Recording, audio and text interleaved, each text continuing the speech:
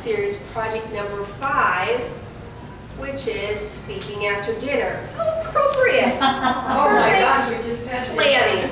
Perfect planning on your part, Bryan. Life is full of cherished memories. When Bryan was 23 years old, just last year, when Bryan was 23 years old, he sold or gave away everything he owned. He wanted to be free of life's constraints and struck out on the Pacific Crest Trail. Those who are not familiar with this trail, it spans 2,650 miles from Mexico to Canada through California, Oregon, and Washington. This was a journey of the soul. It filled him with ups and downs along an unlikely path. Sit back and relax and listen to the heartbeat of Wanderlust. Our geography teacher, please help me welcome, by the way, Mr. Timer's 8 to 10 minutes. Please help me welcome our geography teacher, Bryan Swanson, with Pacific Crest Trail. Pacific Crest Trail, Bryan Swanson.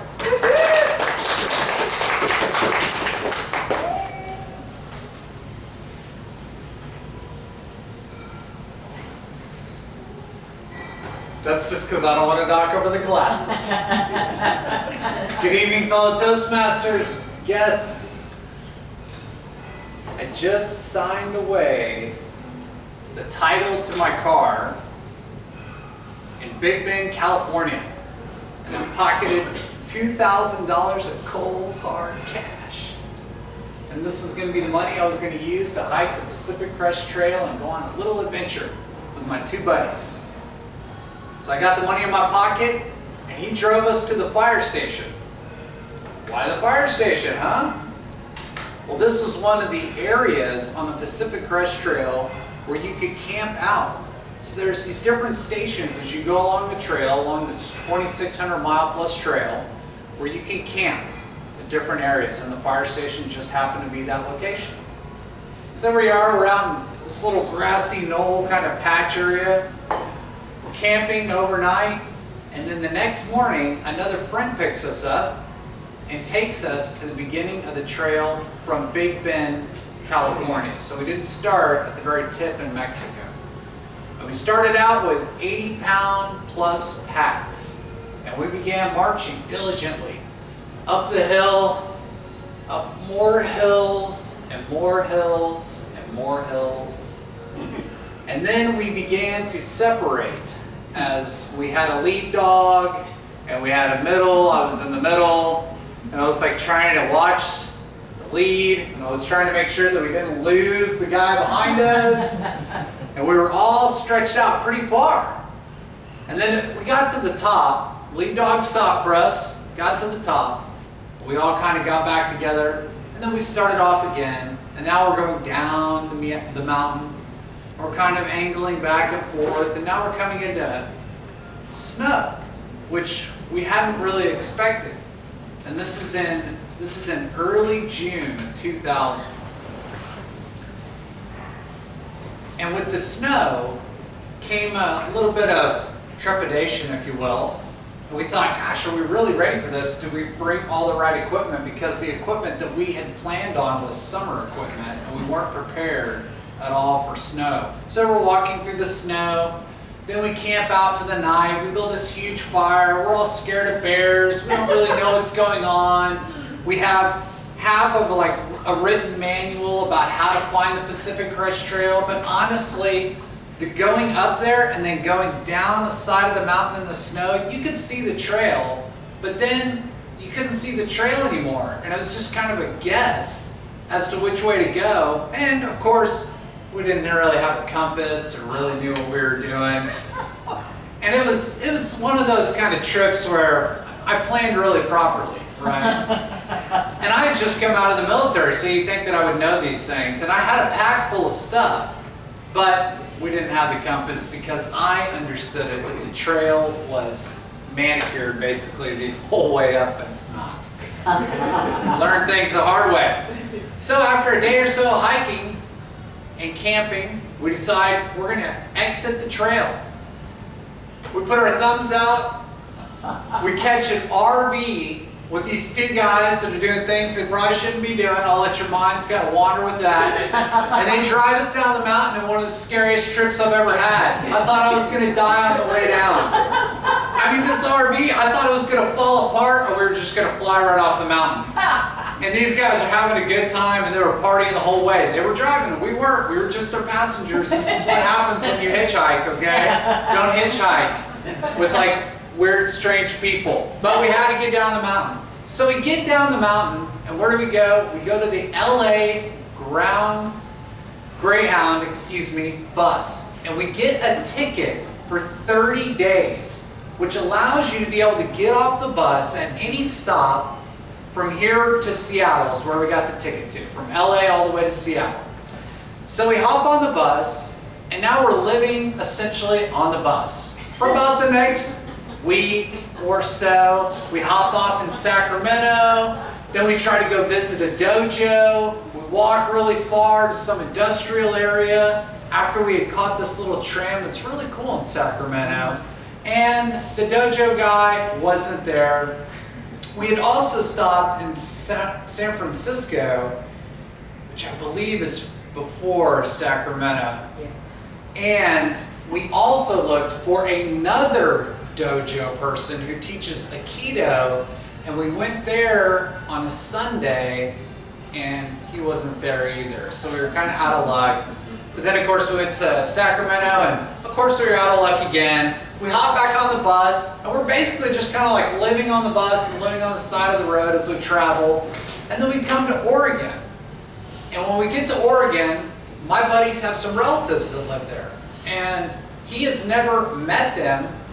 Makes a call on a payphone to his grandpa, and that's his brother in Oregon, and they haven't seen each other in forever, I don't know how long, and they gladly pick us up in Eugene, Oregon at the bus stop. Now when we get out on the bus stop, and I've rode the Greyhound numerous times at this point in my life. It was a high mode of transportation back in my day. This is the most beautiful bus stop I've ever seen. It's got the cleanest, I mean, I could have ate off of the sidewalk. There's flowers outside. Has anybody ever ridden on a bus before? Ever ridden a Greyhound? Well, I've ridden them all over the United States, and this was the most beautiful, for sure. Flowers outside, it was just wonderful. I was like, I can't believe it. This is a Greyhound bus stop. They pick us up, and we spend the next 10 days living in their RV and eating with them every night. And they're catering to us like I guess they were related, but they never met. It was just this odd thing. We were playing board games with all their daughters and doing all this fun stuff. And they were older. Don't get the wrong idea. They were married and brought their kids and all this stuff. But we're just these three shaggy guys that just show up. They cater to us for like 10 days, and then we're like family. They're crying when we leave. We gotta hop back on the trail, which really means they gotta drive us back to the Greyhound because we have that 30-day ticket.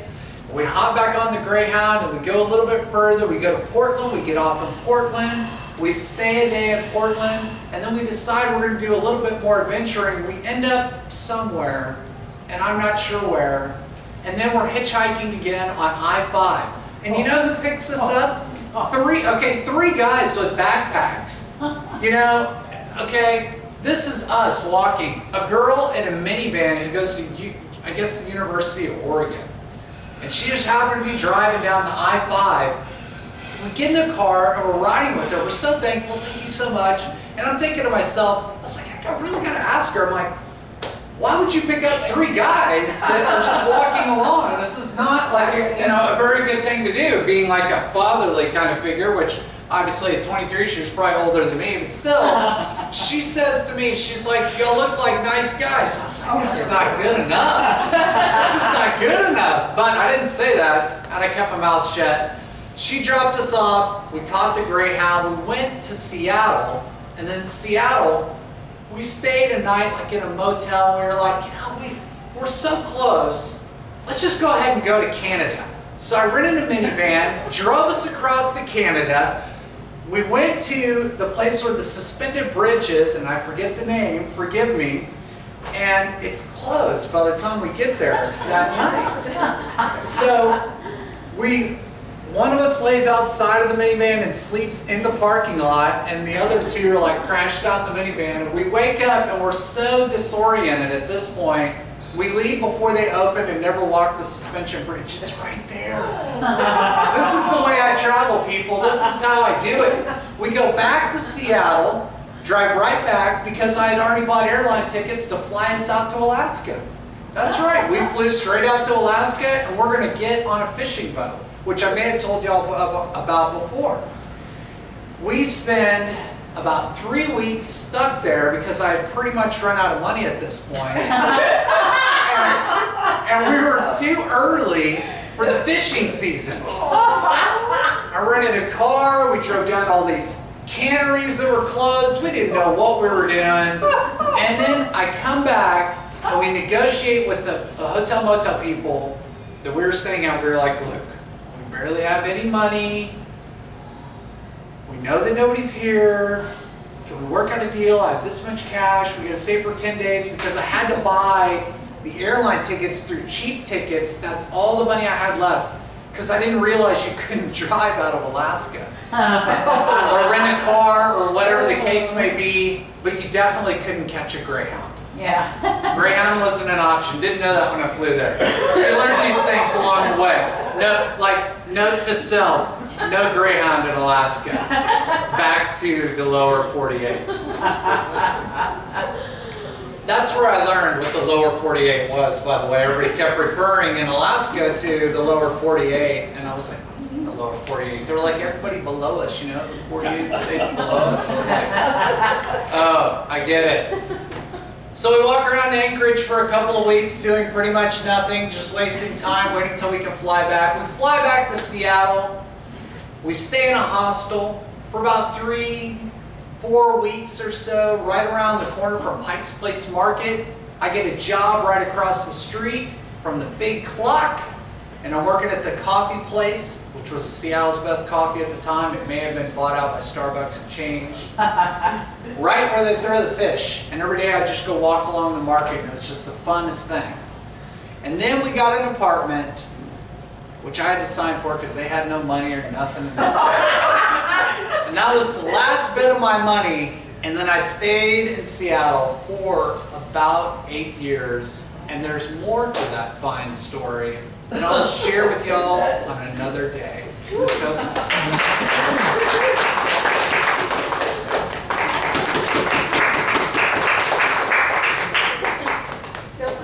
Thank you, Mr. Geography teacher, taking us